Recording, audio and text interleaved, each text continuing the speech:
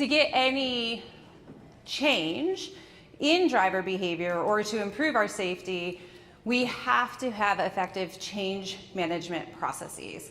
How we get that organizationally, how we get that performance change is what we're going to be talking about today.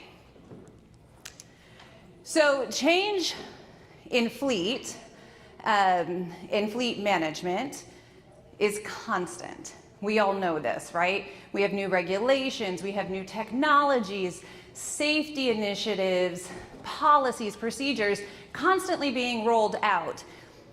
But adopting change isn't just about buying the technology and just putting it in, right? Putting the system in the car, introducing the new platform, sending out the new policy.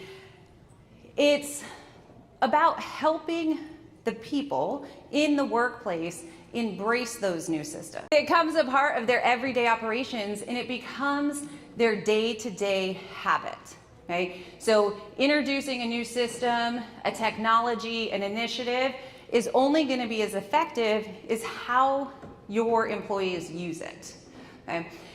Even the best systems, the best technology will fail if you do not have the investment in setting it up and rolling it out so your company actually uses it.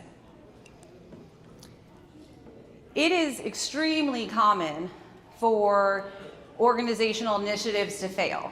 In fact, it's noted that more than 70% of organizational change initiatives fail before they are rolled out fully.